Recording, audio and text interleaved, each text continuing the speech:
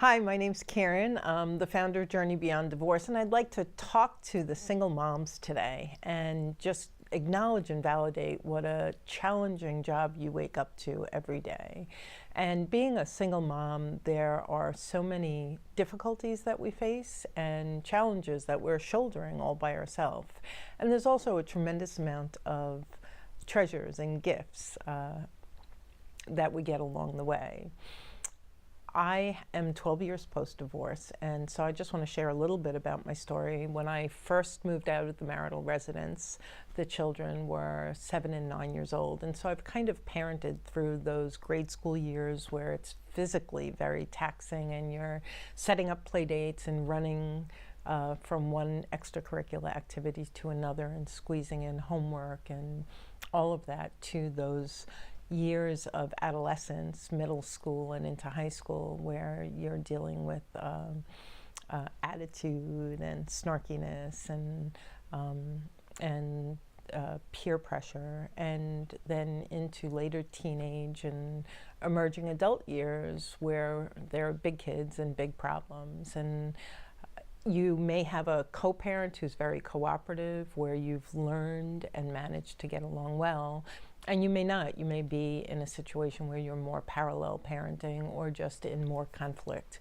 with that parent. And so I just have a couple of tips I'd like to share with you. So the first one is, how important is it? Because we get triggered. We can get triggered because our ex doesn't discipline or feed or clothe the children the same way we do or have the same priorities as us. And so how important is it? And how important will this thing that I'm upset by be 24 hours or 1 week or 1 month from now? And that really helps me to adjust the way that I want to respond, if at all, to the situation that's triggering me.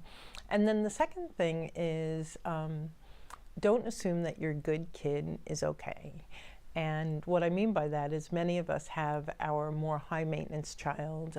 I have a son who was ADD, and so he had more difficulty going through school. And my daughter was a straight A student and really easy, really loved using school as an escape from, the divorce and the struggles. And so she seemed fine. And the truth is, our children are navigating 2 households and stress and difficult personalities. And so keep an eye on even the good child and just checking in and making sure that their needs are being met and they're able to process whatever is going on. And then the third one, of course, is about us.